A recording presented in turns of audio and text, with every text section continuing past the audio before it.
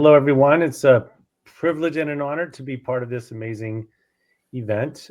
So currently, my favorite two letters in the alphabet are both A and I, as it's coming across in just about everything that we're doing and seeing. I just came back from an industry event, and I think of the sessions, 22 had the title with A and I in them. So I think we're on to something here. My job here today is to kind of moderate this session around practice management, helping advisors tackle this wonderful emerging technologies. And I got some really awesome panelists to join me, some true experts. So I'm going to let Brandon and Gabe introduce themselves and their platforms. So Brandon, let me tell the people all about yourself and your firm, and then we'll switch it over to Gabe. Yes, thanks for having us on. I'm Brandon Stuerke. I'm the founder of Next Level Advisors. My background is I was an advisor for a decade before starting and launching a digital agency for advisors that I sold and exited in 2018, and then relaunched Next Level Advisors a few years ago with a heavy emphasis in AI as we look to take the proven marketing and best practices that we had always used traditional automation marketing to execute, and looked at how could we take that to the next level with AI now. Wonderful. So Gabe, you got some musicians behind you there, so maybe you'll have a musical act for us. But in the meantime, tell us all about YourStake and what you do there. Sure thing. I wish I had a musical act for you, but in the past, I've actually, when I share my screen, I create a sample person named Spud Webinar.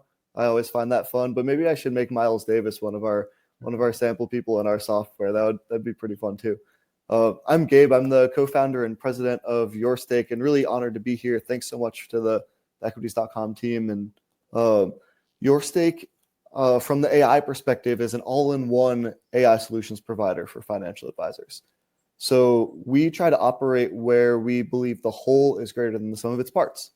So that means you can combine, for example, AI meeting notes from an AI assistant, data that our system can auto-extract from PDF documents like brokerage statements, insurance, tax, estate, data from your CRM that you can pull in to generate financial planning insights and prepare personalized portfolios, and then also even autofill forms to open accounts faster. So when all the data is in one place, we think you can do so much more. Fantastic. And I understand you guys have some mini presentations and demos, some slides to share about some of the use cases you're seeing. So Brandon, why don't we start with you, and let's see what you got. All right. Let me go ahead and I will hit share here. And let's do this one here. So I would say probably the most powerful thing is screen share working okay on your end, Tim. Yeah, looks good. Yep, fire away. Great. So yeah, probably the easiest way for those on the call to kind of get an idea of how far AI has come and the different applications that we've developed is, again, we come from the marketing and client acquisition end of things. And so across the top here, you'll kind of see, and I'm happy to give this link out so people can play with it themselves. But I think going through an actual demo and experiencing it, because I think a lot of folks in the industry think of AI as like Chat GPT, and I'm going to use it to write some emails for me or something like that. Whereas what we've developed has really gone well beyond that, to the point of really helping across multiple different I'll say conversion points in the client acquisition process. So across the top, we have seminar applications for those who do event-based marketing, appointment scheduling and confirmations, different lead conversion, Facebook marketing integrations, corporate websites, and even some client service applications. So they can play around with those. For time's sake, I'll just go through one because a lot of them work somewhat similarly depending on the objective. But when we developed this, we initially built everything on a text messaging platform, and the research just showed that texting was by far the preferred method of communication for consumers. I think it was 83 to 89% said they prefer text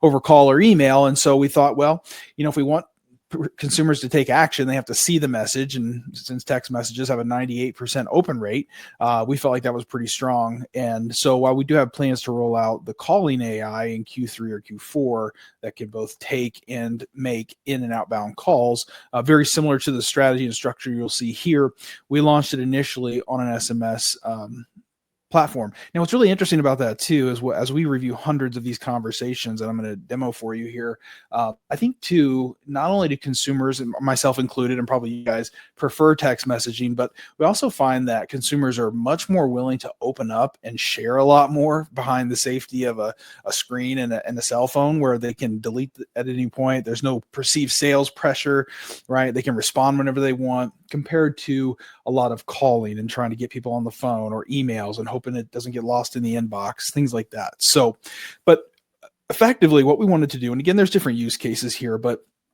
I'm just going to share one with you that, is pretty much the first one advisors always want us to start with, and that would be for lead gen and appointment conversion. Because at the end of the day, everything we do in the marketing space is all about generating qualified appointments. So what we wanted to do is, and I should say too, the difference in what we've developed here, because I know a lot of people are probably newer to AI. Sometimes we have the curse of knowledge. You assume everybody knows the things that you now understand. But, a lot of things like Chat GPT are really built to pull from the internet at large. So it's pulling from all kinds of places. So for those on the call who maybe have tried using AI and they were excited about it initially, but then they realized the outputs that they're receiving aren't exactly on target, and they've got to spend a lot of time editing and things like that, which is kind of how it was for all of us when it first rolled out. The difference in what we've built is we've built an industry-specific AI, meaning it doesn't draw from the entirety of the internet, which is where you get AI hallucinations and making things up and kind of going off the rails and content that's not exactly what you asked for. That's because it's not trained. So the difference here is what would be called a secondary AI model, meaning it only draws from the knowledge base that we've trained into it. So it understands the industry, it understands the advisor's practice, their specific goals, who their ideal clients are, what the goals are in the conversation with the consumer, either trying to create a lead or book an appointment, register them for a seminar, etc. So as I give that context here, just so as we dive into this, that background understanding will help. So you'll say, wow, that actually responded really well. That's because it's not like a Chat GPT just drawing from the internet. So let's jump in. I'll just give you one example. This is, I think, a radio example. Again, the structure is going to be very similar. Rather, the leads coming from Facebook, radio, TV, it doesn't really matter. The goal is, though, we want the AI to engage with the lead immediately. So one of the things that we realized when we looked at the research was that you have a 391% better chance of converting the lead if you're able to get them and to make contact with them within 1 minute of them opting in, no matter if it was online, offline, whatever, which is pretty much impossible, right? For most of us, unless you pay somebody full time to sit there and just take calls or take text messages. So we trained it in to make contact within 60 seconds. Then it's going to, after it creates the lead, uncover their interests, their pain points, ask some questions, because what we also find is it's not enough to just say, hey, thanks for requesting some info. Would you like to schedule an appointment? Most people are going to say no. So we built in a module to the AI where we said, wait until you've given them a reason to say yes for the appointment, uncovered enough pain or interest, then begin to move into booking the appointment. So then, as you'll see, after it does that, it can give all of the options for days, times, locations, Zoom, in-person, phone call, and then it will actually book the appointment in real time on the advisor's calendar based on their actual availability. So that's kind of where it's going to go from top to bottom. So I'll just jump in, walk through this here for a few minutes, and then pass it back. So this is, again, kind of a radio application. So the initial messaging is a little radio-ish, but let's just assume that an advisor's on the air and they're talking about Social Security as an example, and they say, hey, we have a free guide. If you'd like to text in, we'll send it to you. Then what we've trained the AI to do is to reach out. Kate's the AI name. Sage Wealth Advisors is the advisory firm. And it says, hi, this is Kate with Sage Wealth. Thanks so much for listening, because it knows it's coming from radio versus another channel. You're texting in for the Social Security guide. Is that right? And so I'll just play along. And again, all of you, I'll make the link available. So I think everybody likes playing with this stuff just to kind of throw it curveballs and see how it responds. But I'll say, yes, please. And so I'll just play along as if I'm the consumer, and we'll throw a couple curveballs here. But first, it's just going to get my basic information so it can create a contact. So may I ask your name? So I'll put my name in. And then, it's going to ask name, email, phone number, the things that we're going to want to have for this prospect. So thanks, Brandon. What email address would you like me to send the guide to? So I'll just put in an email address here. And then it should just confirm my phone number to make sure we have the right phone number going forward. So it says, thanks for your email. Because emails can get caught in spam, is this a good phone number to text you a link to the report as well, just to ensure you get it? So I'll say yes. And now that it's gotten that information and confirmed my phone number, now it's going to move into the conversational piece where it's going to try to uncover some interest and pain points. So you'll see that we also program this in to do this in a helpful conversational way. So it'll say, thanks, Brandon. I'll get the guide emailed over and texted over in a few minutes. Now, real quick, before you go, so this is the part of making contact within 60 seconds. We have several other reports on various topics. Do you mind if I ask a few questions? Why? To see if I should include any of them with your guide. So again, it's helpful, right? So I'll say, sure, go ahead. And then we'll start to ask some questions. So the first one, it says, may I ask how far you are from retirement? And I'm going to say, I've been retired for 2 years, as an example. Now, these questions are not only to uncover the interests and pain points with the consumer, but they're also qualifying questions. So we also build pre-qualification into this conversation so the AI knows what your specific qualifications are. And if they're not qualified, it won't even go into the booking conversation. And if you are, it will, as you'll see. So it says, I see, thanks for sharing that. What would you say is your top concern currently about retirement planning? I'll just say, not running out of money and inflation. And then it will process that and come back. The other thing I would say too that's interesting about the way that we've built this is we do have a variety of resources that it knows it can draw from. So you can see here it says, thanks for sharing. Because some planning strategies are more or less appropriate depending on net worth, may I ask how much you have saved for retirement? So we didn't just come out and say, hey, how much do you have? We're again being helpful. We want to send you some additional resources, but we want to make sure we send you the right resources. Now, there's also a qualifying question. So I have this demo program that if I answer less than 250,000 in assets, that'll be the end of it. It will offer and it'll send me out the resources, but it won't go into the booking conversation. I'm going to respond that I have 1.5 million like that, which it can interpret, and then it knows to continue the conversation. So it says, thanks for sharing that information. Now watch how it ties together what I've fed it. It says, we have another guide on strategies for managing inflation and preserving wealth in retirement. And we actually do. It knows that we have these 8 to 10 topical resources that it can send out. So it's actually referencing and pulling in the ones that are helpful based on what the consumer has said.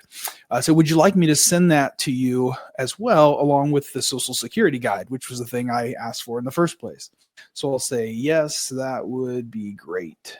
And if I misspell something, it's fine. The AI can handle that. I'll pretend I did that on purpose just to prove that to you. It says, excellent. Now, this is where it starts to get interesting.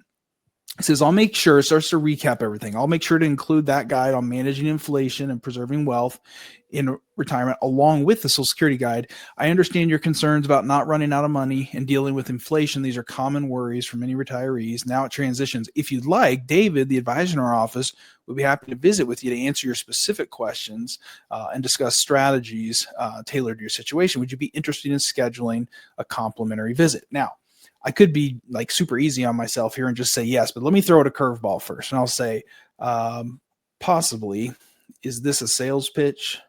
Right? Might be something that a consumer would ask. So it also is trained on how to handle these objections. The most common objections that over 13 years of running marketing campaigns for advisors, we've seen most all of them at this point. So it says, I appreciate you asking. No, this is not a sales pitch. This visit is purely to get to know one another and explore the retirement issues you'd like help with.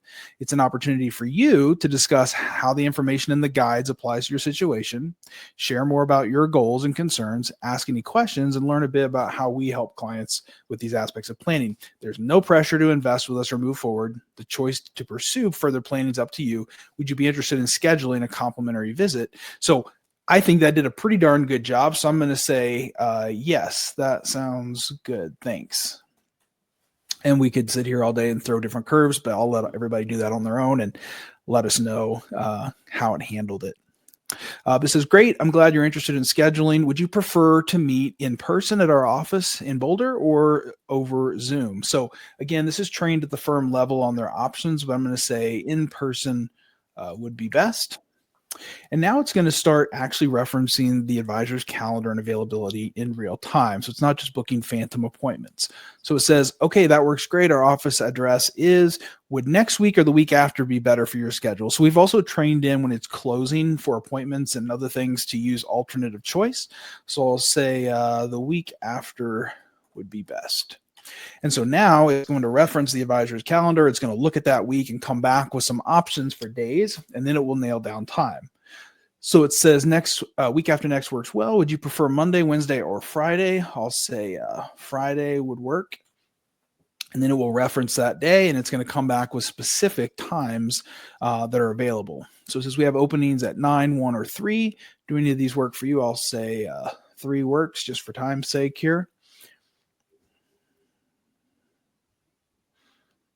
And then it's going to go ahead and it's not only going to confirm that with me, but actually put it on the advisor's calendar. So it says, great, I've got you scheduled for Friday at 3 o'clock, 2 weeks from now at our office at. The visit will typically last about an hour. And while it's not required, if you'd like to bring a recent tax return or investment account statements, we'd be happy to review them with you. Is there anything else you'd like to know about the appointment, or do you have any other questions I can answer for you? So I'm going to say something like, should my wife attend? Because again, we tried to program into and train into the AI all the common responses we've seen over thousands of campaigns over the years.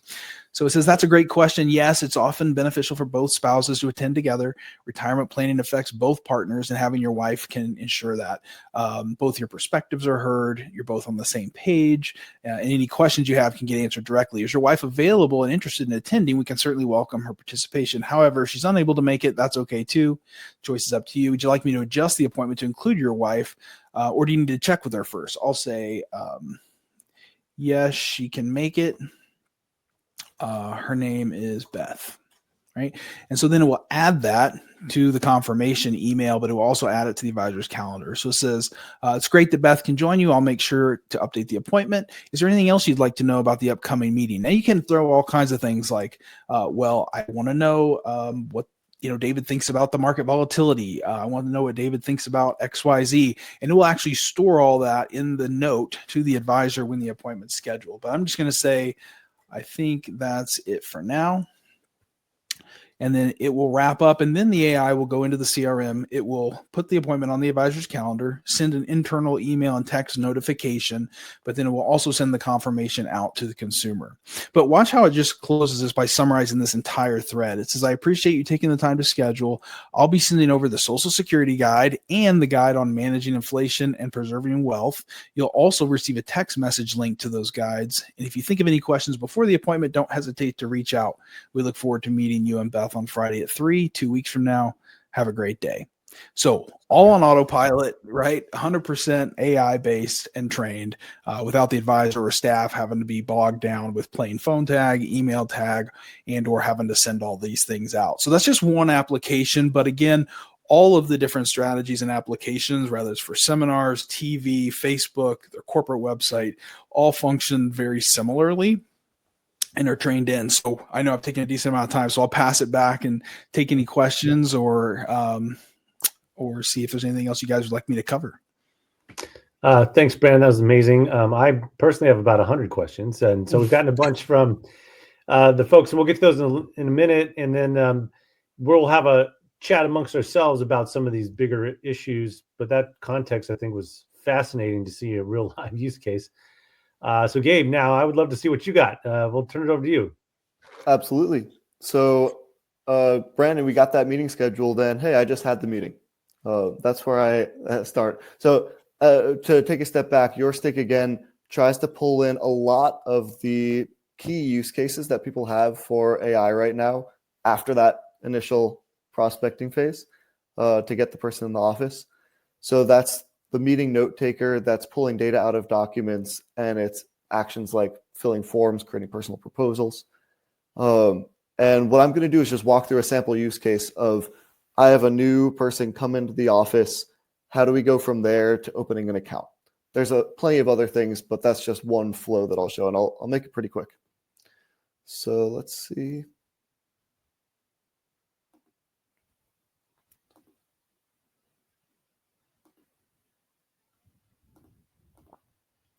Okay, can someone give me the A-OK that you're seeing this?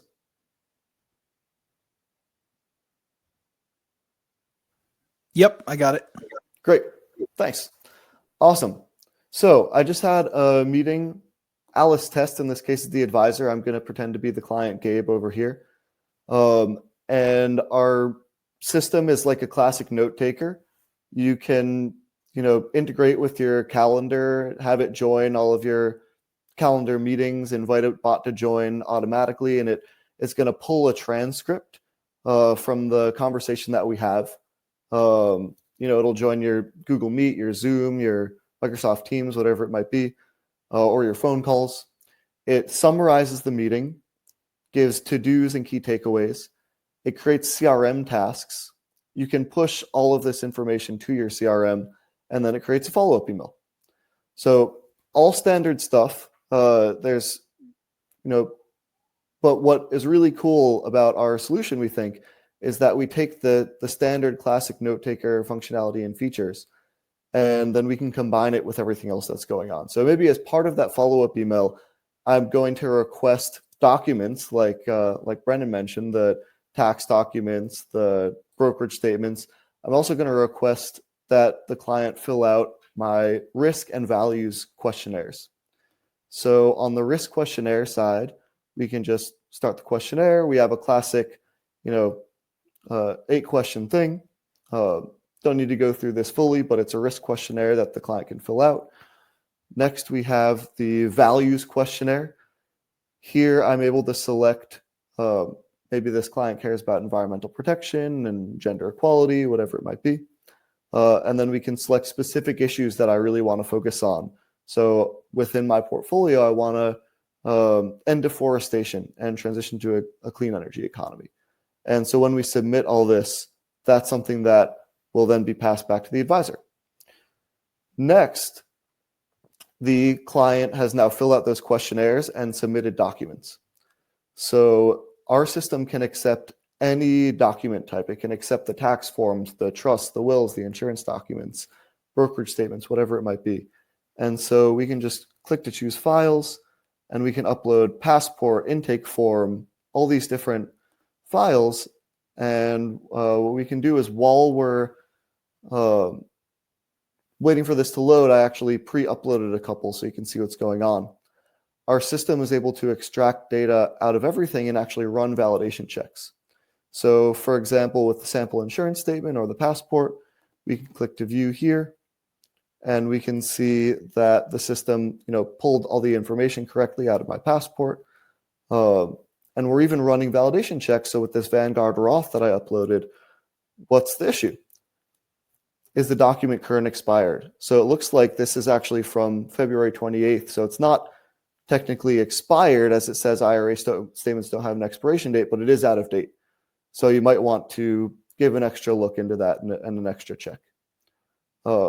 So the next thing we can do is we can actually download all of the information, the extracted information here, and can download, for example, for a brokerage statement, we can download it into a spreadsheet. So we're able to see the symbol QSIP, the name, quantity, cost basis, market value, expense ratio for the funds. This is something that we have in our system, and we're just adding it in. Security type, the account, registration, and tax status. And so all this comes into a spreadsheet that we can download. And we can do that for any of the files that I uploaded. So we can do that for, let's go back to documents. But yeah, we can do that for the insurance statement, the passport, the W-2, whatever it might be. So that is a huge time saver for advisors that have traditionally had to, go in to, let's go to this demo, the insurance statement and manually enter policy coverages and all these dates into whatever system they have, or enter in all the holdings with all the cost bases. It takes quite a long time, and it's a lot of really frustrating manual entry where you can make mistakes too. The next thing that we can do is create financial planning insights. So again, I think it's this tab, this one. We have the meeting notes, and we have the documents, and we can pull and push from our CRM. Let's now create some insights. So the first thing when I click generate recommendations, we can see verify beneficiary designations. Our system found that the Roth IRA that I uploaded currently shows no beneficiaries. Whereas other accounts that I uploaded have Louisa Rissman as a beneficiary. So it's saying, another validation check in Insight, or, adjust the emergency fund. We have some expired insurances. These are a lot of times what we're trying to do with the AI from the Insights perspective is relieve anxiety. A lot of advisors have anxiety. I know I did when people want to make sure that they're not missing anything. Advisors want to make sure they are covering everything that's needed.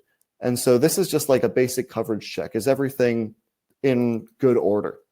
We have detailed considerations as well that can evaluate and give you information on what you should do about considering setting up a revocable trust and all the details as to why. And so this is something where, let's say the AI identifies that the documents show that you have a child with special needs in Nebraska. The system's able to know all the applicable laws and everything that you would need and tell you, here are the things that you might consider: a special needs trust, the ABLE, all these different things.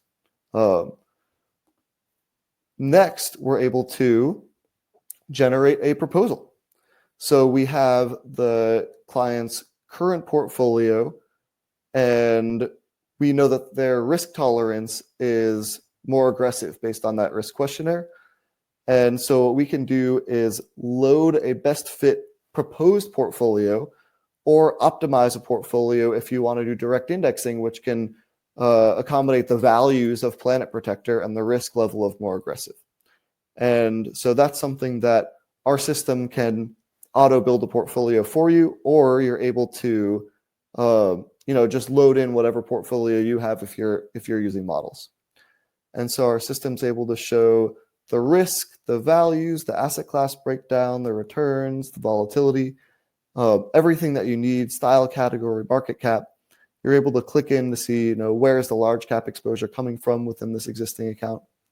Run a tax transition, asset location analysis, and even export everything to a PowerPoint. The final thing that we can do is, we had the meeting with the client. We sent a follow-up email. They filled out surveys. They sent us their documents. We extracted the data. We generated insights. We created a proposal for them. What's the last step? We have to open an account when they're ready to go. So that's the last thing our system does, is that it can take the data from the documents and the meeting notes that were extracted from your CRM pool, and then it can auto-populate the account opening form for you. Now, it's not going to do everything. For example, it's not going to know at the top which IRA type you want to open, but all of the data that's available about the client, it will be able to pre-fill in to save you time. So again, YourStake is taking all these different disparate components of different systems and putting it into one consolidated flow where the whole is greater than the sum of its parts. So you can take all the data you need in one place and make it useful. Thanks so much. Okay, I think this session was called Practice Management for a reason, and I think we got it. That's amazing. From originating a client all the way to servicing them and getting them onboarded, all using the latest technologies. I think that's going to be, I hate to use those words, game changer in there, but totally alter how advisors have been doing this stuff for decades. So congrats, guys. Thanks so much. Really impressive. So we got a few questions in the queue, but before we get to those, I've got a few of my own.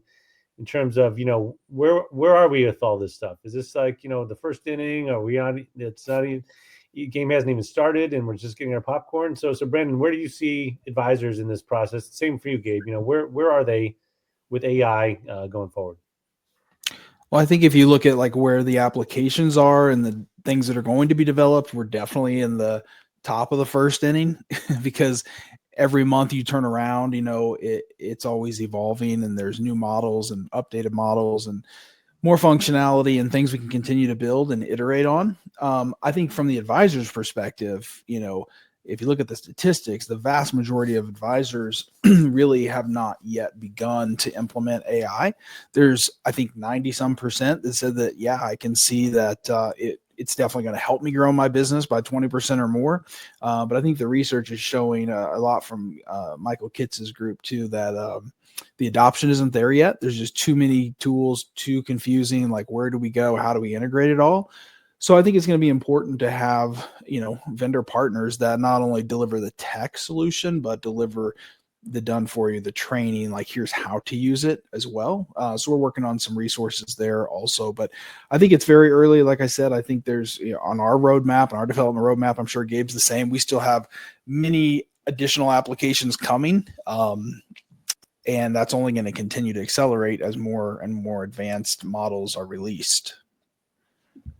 Gabe, love your take on this. You're talking to advisors every day. You're demoing it. Sounds like 1,000 times a week. And, in our role as consultants, and we helping companies like yours go to market and talking to advisors and trying to get that message across, what has been effective? What are you seeing? I think we're in between the second inning, and we're just about to start the third. I think the first inning was ChatGPT, really cool. People just use it directly. I think the second inning was the initial applications that a lot of vendors built. They were and are generally standalone, like they're one use case. We extract data from this document. We do meeting notes. We do one particular thing. They can do it really well. And I also think the main value that's been added, although, Brandon, I was really impressed. I hadn't seen your thing before, and it was pretty amazing. But what I've seen is that the primary value is time savings. And that allows you to scale. It allows you to do more. It allows you to move faster. Moving faster also is really crucial in increasing conversion rates and providing better service. That's a key component of what people are looking for. I think that what the third inning, and it kind of mirrors the development of AI generally, is as agents are becoming more possible and more ubiquitous, that's going to allow for not just time savings, but actually making the financial advisor a better financial advisor. So things like the recommendations and insights, things like combining multiple uses into one and taking the data from multiple places. We think that just allows advisors to become better advisors and also save time. But that is what we think the third inning is not just save time, but actually perform your job function better with more support. Yeah, I would piggyback. Oh, sorry. Go ahead, Tim. No, go. Keep going. Yeah, I would just piggyback on that and say, I think one of the biggest challenges, and I'm speaking now from my 10 years as an advisor, where, you almost went out of the business a couple times and you're racking up debt and trying to figure out marketing and client acquisition. I mean, if you look at the talent cliff, as they call it, with a third of advisors retiring in the next 10 years and 9 out of 10 failing coming into the business, that's creating a major problem for not just advisors, but carriers, wholesalers, everybody else. And so while it is a time and efficiency play, we also feel like it's a really vital piece to helping advisors acquire clients successfully, because that's the number one reason that they are not successful. And if you think about it, I mean, in today's world, trying to follow up with, I grew up in like the age of Tom Hopkins and Zig Ziglar and just pound the phones and chase people down and cold call and all of that. And that's just not practical anymore, and nor is it enjoyable. And so I think, if we can help advisors do a better job of closing the gap, where leads are no longer falling through the cracks, they're not having to hire armies of people or outsource overseas call centers to pound the phones for them, but really you begin to replace a lot of the marketing side of the business. Because I find a lot of top advisors that I consult with say, the frustrating part is I spend so much time as a marketer, I can't actually spend the time doing what I'm supposed to do, which is what I get paid to do, which is be an advisor. And so I think that's a really critical piece to helping solve this issue that we're seeing just continue to compound in the industry.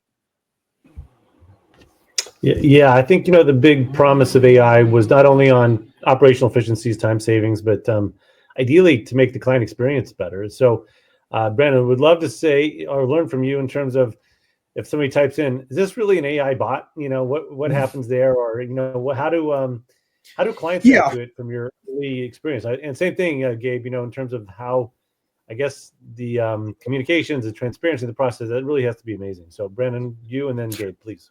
Yeah, you could probably tell, again, as we review literally hundreds and hundreds of these just from a quality perspective, I would say 1 out of we'll say 1 out of 100, just for rounding's sake, will ask, is this an AI?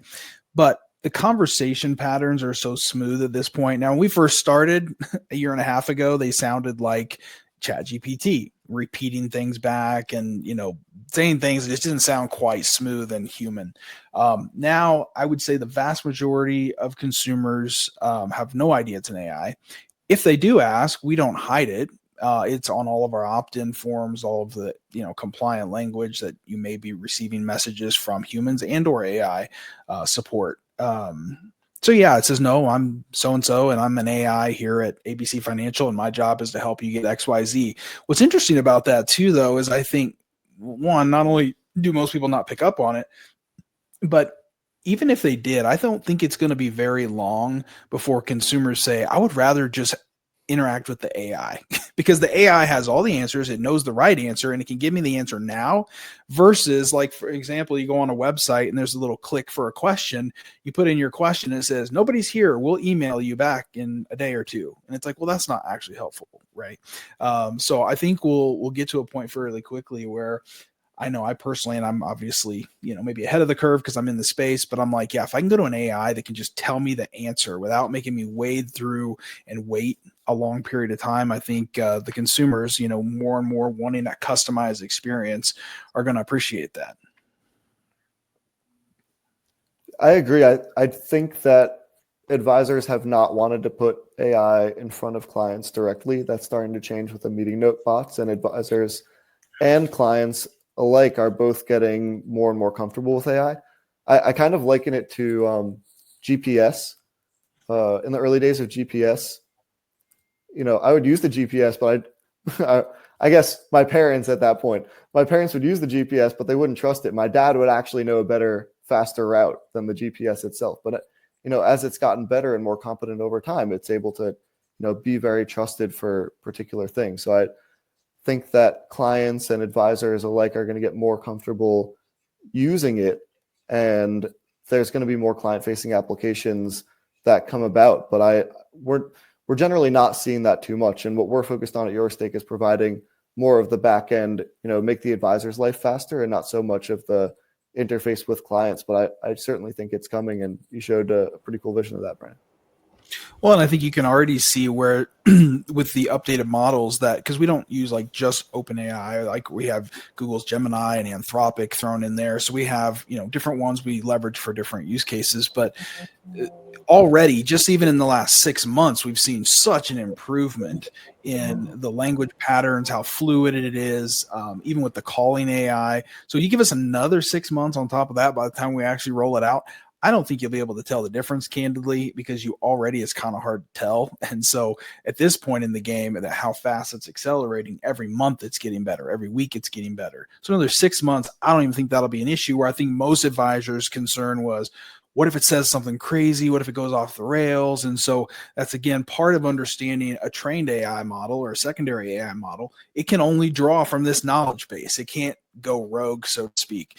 And so even things like, compliance, like it knows what it can and can't say. You could go on those demos and say, should I pull all my money out now, or should I invest more in Tesla, or, what? And it's going to say, oh, sorry, that's not my role. I'm just here, but I can pass that along. So it has escalation paths built into it to know who to notify, make sure they get the message so that the advisor or team members can respond. Okay, so you said the word, not me. You said compliance. How do we? What are the rules? What are the regulatory trends? And I'd love both of your comments here, because I got to think that is something in the back of everyone's mind is how far can I take this or not? So Brandon and then Gabe, please. Yeah, so as we developed this, we met with, a number of different compliance officers from different broker-dealers, RIAs, to basically just say, hey, look, what's going to be your concern and how can we alleviate it? And the biggest concerns we found were really two. One, when it came to texting, was we don't want advisors texting from their personal cell phones because there's no way to archive it. And really, then the second one reiterated that, which archiving is the core issue. Like we can see that this is pretty benign stuff, that it's not giving investment advice. It's not going rogue. In some cases, they would prefer the AI to be texting than advisors because it's much easier to police, because it's only going to say what it's supposed to say every time. But But the biggest thing that continued to surface was just the archiving component. And so for that reason, I mean, all of the AI communications are archived inside of Drive, which is kind of the engine that we built that runs it. So they can see and they can review those conversations. But then we also interface with like MirrorWeb or Global Relay or Smarsh, depending on which, the compliance departments like at any given RIA or broker dealer. But that's really been the biggest issue. Now, I think if you start getting off into some other applications beyond what we do I know there's AI models out there that have been being worked on for portfolio management, recommendation engines, things like that. That obviously opens up a whole can of worms that candidly I don't touch or have any experience with. So I can't really speak to those applications. But as far as what we do, it's pretty benign stuff that as long as we can archive the communications, we've pretty much gotten the stamp of approval from the ones we've talked to so far. Yeah, and I'd just say the main thing that the SEC set their initial guidance around was not having AI directly give financial advice to consumers. Though what a lot of advisors are thinking about when they're thinking about compliance is data security. So, I mean, the easy thing there is make sure your vendor is SOC 2 certified. That's the best guidance I can give on the data security for the industry. And the second thing is a lot more firms are allowing people to set their data retention preferences. So that's something that we do as well, but you can, immediately delete all my data, or some people actually want to keep, for example, the meeting recordings and keep all the documents to be able to reference those in the future. It depends on different teams' interpretations of rules and how they want to best meet their interpretation of the guidance, but flexibility around that data retention can be really helpful too. Yeah, wonderful. It's such an amazing new technology, and I'm sure people come at it with sort of the laggards mentality. I'll wait for them to get blown up, and then if they don't get blown up, then I'll adopt it. Are you seeing that, gentlemen? I mean, is it still wait and see, or what's going to be the tipping point where mass adoption? And Gabe, we'll start with you this time and go to Brandon. Sure. Yeah, I'll keep it quick. We're not really seeing a wait and see because it's something that saves advisors a lot of time and helps them accomplish something that they hated doing before. A lot of tedious work is able to be accomplished through this. So there's kind of a balance of risk and reward, and the scales are tilted such that the reward is high enough that people, instead of being afraid by the risk, find ways to manage it. Yeah, and I think I would say, in 2012, when we kind of brought marketing automation to the industry back when we were building full funnels, and advisors would say, is this like Constant Contact? And we'd say, no, this is nothing like Constant Contact. But back then, nobody knew what funnels were and how all the automations, what was possible. Back then, there was a 2 or 3 year period where it was this is a luxury to have. And everybody's, I'm going to wait and see and all of that. Man, we have seen that go from like a luxury to a necessity in a matter of months, not years. Primarily because if you think about it, if you're an advisor, and most advisors I work with, they're slinging direct mail, they're running seminars, maybe they're on radio, right? And they're following up just traditional methods.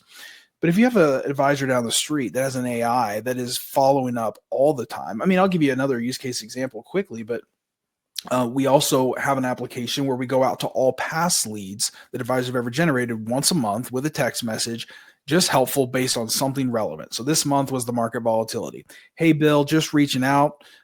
Getting a lot of questions and concerns about the current volatility. Are there any questions or concerns you have I can answer for you? Now, how many advisors took the time to message that to their own clients? Mostly zero, right? Because we're busy. But if I'm sending that to 5,000 prospects on my list who are your top clients every month, the month before was Social Security tax law proposed changes, right? Immediately they're able to get into those conversations, book those appointments. So you can flat out just out follow up the competition. And then if you marry that with the fact that the number one complaint is inefficient marketing, it is an efficiency multiplier. So for those reasons, I don't think I've switched my language to, you can't afford not to. You're either going to get on the train or get run over by it, but none of us can put the genie back in the bottle at this point. And so I think it is that mission critical, because to level the playing field, you're going to have to be able to follow up as fast as the competition. Got it. So we've got about 5 minutes left, and we got a couple here from the audience. One's very interesting, so I'm going to throw it at you, Brandon, since they asked you. How about voice agents? Are those Yes. coming? Are advisors using them? What's the latest with that? Yeah, that's a Q3 rollout for us this year. Will be the voice AI, same structure, same trained AI. Will follow a lot of the same strategies, but it'll be the voice based, which will be able to make both outbound calls as well as take inbound calls. So think seminar registrations, taking radio phone calls, making appointment confirmation calls, all of those types of things.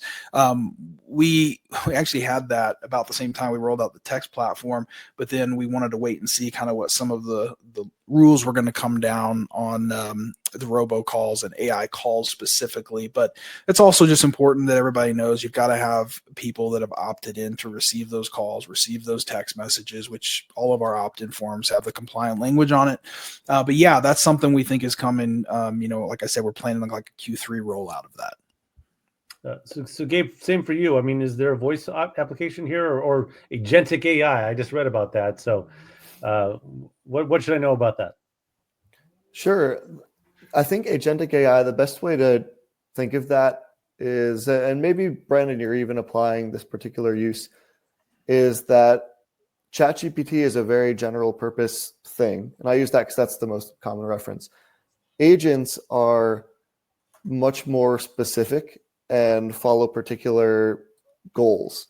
So for example, instead of asking AI, hey, generally evaluate everything according to what should I do? It's not going to do a good job. But if you have a particular AI agent that is looking at, is there an opportunity for an estate planning upgrade? And then you have another agent for, are there missing things here and that have different actions and workflows? Basically, it's just designing different AIs for more specific use cases. And that could be voice. It doesn't really matter how it's interacting, but an agent is kind of like on our team, we have software engineers and we have people doing marketing and we have people doing sales and we have people do all these different things. It's kind of like having different AIs set up for those different functions to be able to best, bring everything together. Amazing. Yeah, we're definitely getting to AI 201 instead of 101, which is amazing and awesome. So thank you, audience, for your questions. Again, a couple minutes left. Gentlemen, give me a couple takeaways. What should I think about as we conclude this session? Let's start with you, Brandon, and then Gabe, you can bring us home.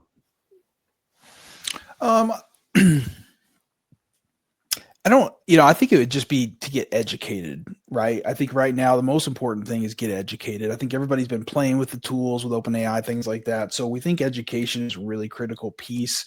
We do have a book coming out, Next Level AI, which should be out in the next probably a couple of months from now, as well as kind of an introduction video and training course on all these different applications. Because I tell advisors, it's not just, at least from our perspective, it's not just the AI technology itself. It's also the marketing strategy and how the AI is trained and why it's that way, to understand marketing best practices and then apply the AI technology to that. So I think that'll be the biggest thing that obviously the market and all advisors are going to need right now, is just someone to lead the way in how do we use this. Like, the tech is there and it's really cool and it's powerful, but how do I actually use it, and connecting those dots. So I think that'd be number one. And then, number two, I would just say go play around with it and, check these tools out, demo them, things like that. Start to get comfortable with different things and get a feel for them so you can start to see where you might want to try to start and apply it. And I'd also say my last thing would be, don't try to implement it all at once.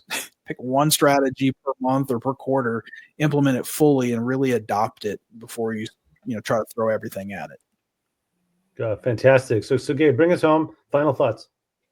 Yeah, I think the last 5-10 years of financial advisor and wealth management software has been an unbundling. It's been a real big shift towards best of breed instead of an all-in-one platform. And that's led to a lot of really fantastic solutions. I think that there's a pivot point where things are going to turn back in the other direction of a rebundling. And the reason why is that when you have, before the unbundled software, you could accomplish everything that you need from one place, but it's kind of annoying to push all the data back and forth, but you can deal with that because each software has all the data that it needs to function.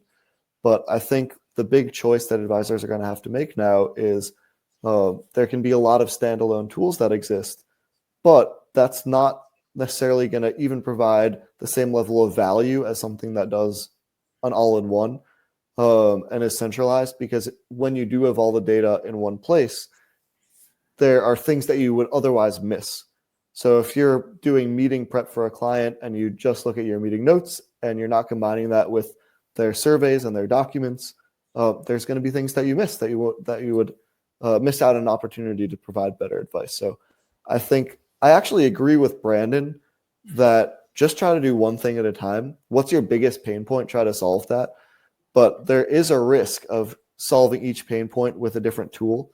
And I think that the firms that are trying to do all-in-one, which sometimes could be a CRM, for example, Wealthbox just announced they're going to be doing meeting notes as well.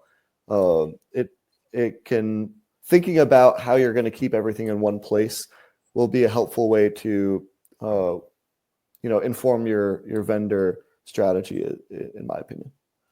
Okay, so while we're all giving you guys a virtual standing ovation for an outstanding session, how do advisors follow up with you? Gabe, what's the best next website or email? What should they do?